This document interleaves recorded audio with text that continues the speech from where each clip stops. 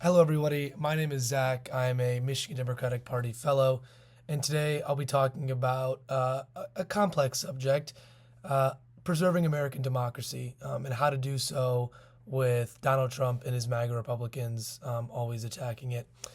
As a member of Gen Z, I've seen democracy attacked and defended more in my short lifetime than some might experience in decades. From the rise of political polarization to events like January 6th insurrection, democracy itself has become a battleground. But what does it mean to preserve this system? Why is it worth defending? And what's at stake if we don't? By the end of this lecture, I hope to leave you with a deeper understanding of why democracy survival matters, not just in the abstract, but to us as a generation. Let's dive in. First, we're going to start with a little history lesson. Let's start at the beginning, the very beginning.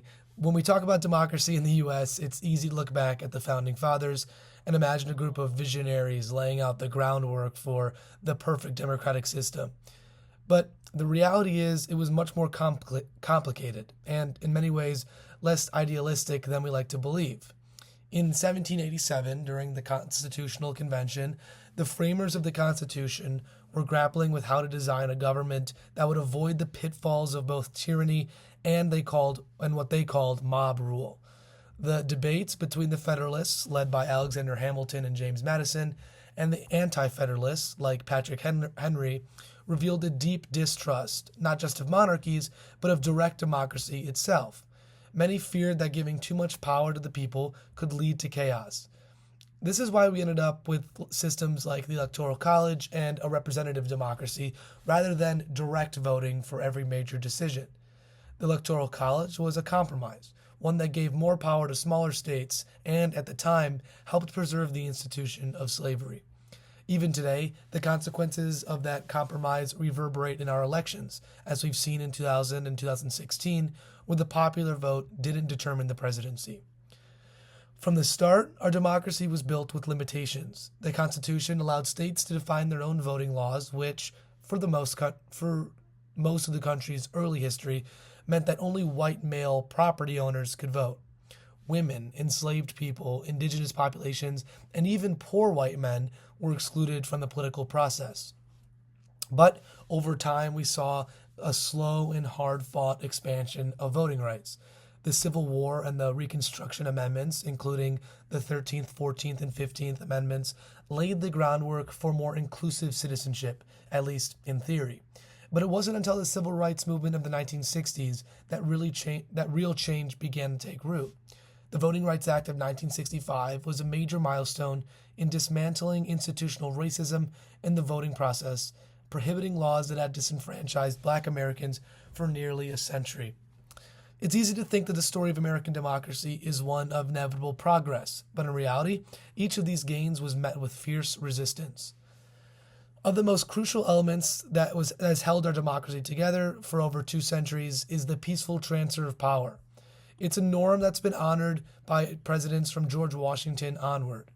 Washington, in fact, set the tone when he voluntarily stepped down after 2 terms, even though he could have stayed in office. By refusing to cling to power, Washington made it clear that the presidency was not a monarchy. His decision laid the groundwork for what has been a hallmark of American democracy. Even when bitterly contested, elections would be respected and power would be transferred peacefully. Even during the moments of extreme national crisis, such as the Civil War, when the Union was at risk of collapse, or Watergate, which forced Richard Nixon to resign, the principle of peaceful transfer remained intact. Presidents, no matter the circumstances, respected the will of the electorate. But all that came into question during the 2020 election, and here's why that matters so much.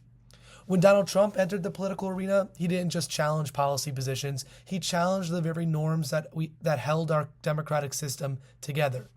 During the 2016 election, he repeatedly claimed that the election would be rigged if he didn't win. Even after he won the Electoral College, he continued to push the false narrative that he had won the popular vote, alleging, without any evidence, massive voter fraud.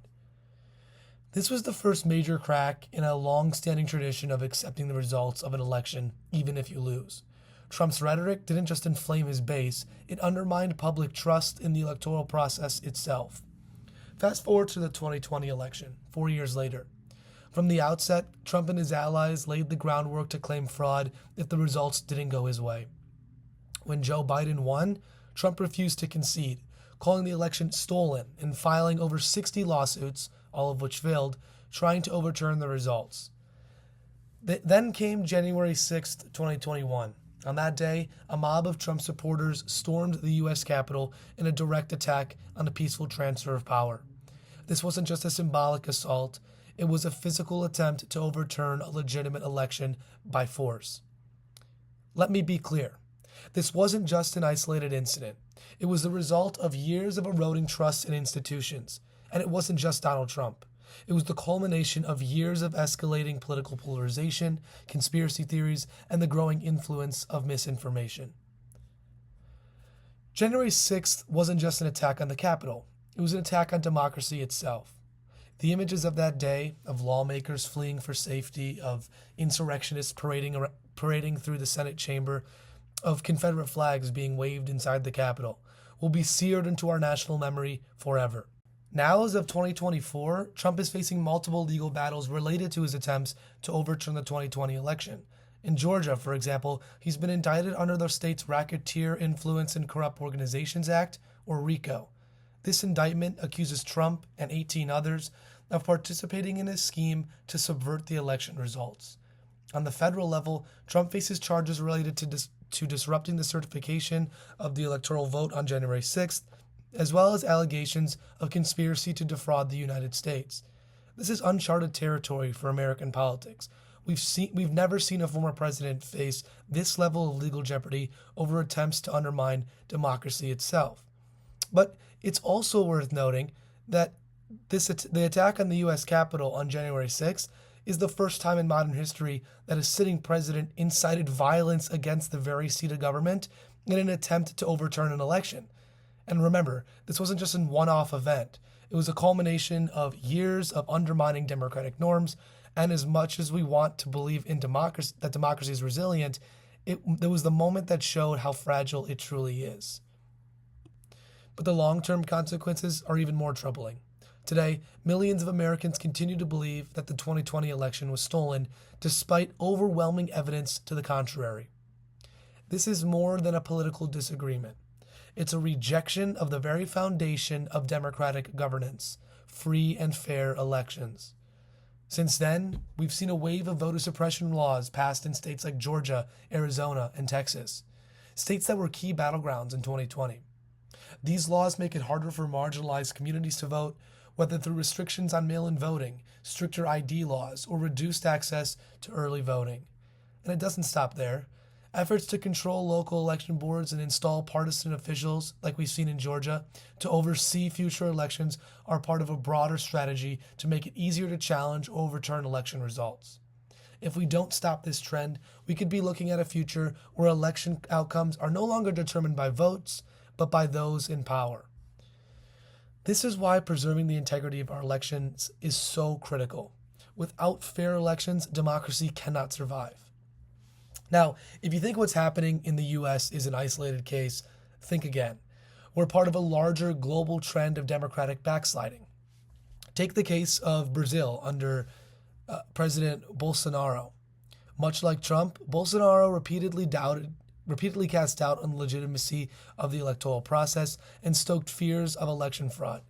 In fact, in typical Trump fashion, after losing his re-election bid in 2020, his supporters stormed the Brazilian Congress, drawing direct comparisons to the January 6th insurrection in the U.S.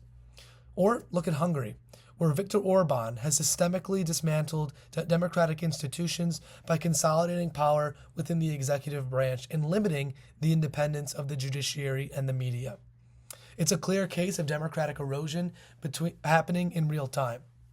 Then there's Brexit in the UK. While not an outright attack on democracy, the Brexit referendum was fueled by populist rhetoric that often dismissed expert analysis and stoked fears about immigration. In the years since, the UK has become more polarized and less stable politically. These examples serve as a reminder that democracy is not guaranteed. It can fail, and when it does, it often starts with small cracks that eventually lead to a complete collapse of democratic norms and institutions. Now I want to bring the conversation home. Why does this matter to me? Why does it matter to you? And especially to Gen Z. We're the generation coming of age in a time of enormous political upheaval.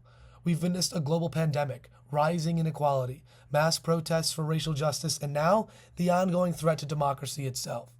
These are the formative events that will shape our political lives forever. But it's important to realize that as Gen Z, we cannot accomplish all that we set out to without the fundamental basis of democracy. Being able to express our voices, being able to reach those who may not have a voice is crucial to paving a path forward of equality and justice for all. Without democracy, and with Donald Trump's continued attack on democracy, we are facing a future of uncertainty. For Gen Z, democracy isn't just a word we learned in a civics textbook. It's the system we rely on to address the biggest challenges of our time: climate change, student debt, racial justice, LGBTQ plus rights, gun violence. The list goes on. None of these issues can be meaningfully addressed if we don't have a functioning democracy. And here's why this is so personal for me. I've seen the consequences of political apathy firsthand. In 2016, youth voter turnout was low, and we saw what happened as a result.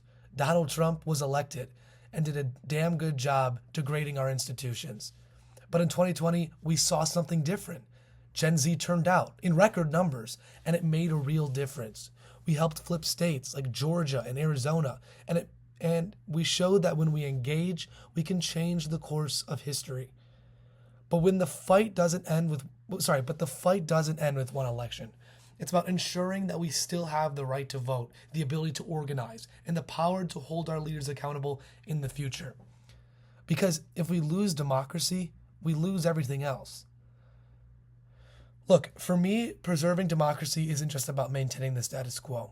It's about building a future where we all have a voice. We've inherited a political system that's flawed, but that doesn't mean we can't fight to improve it. It's our responsibility as the next generation of leaders, voters, and activists to ensure that democracy not only survives, but thrives. And that's why this fight matters so much to me personally. It's about protecting our right to shape the future, our future. So, where do we go from here? The answer lies in engagement. Democracy isn't self-sustaining. It requires participation, vigilance, and a commitment to the values that make it work. For Gen Z, the message is clear. We have the power to make a difference, but only if we stay engaged. Our voices matter, our votes matter, and together we can ensure that democracy continues to be a tool for progress, not a casualty of division. Thank you for listening to this lecture video, and I'll see you next time.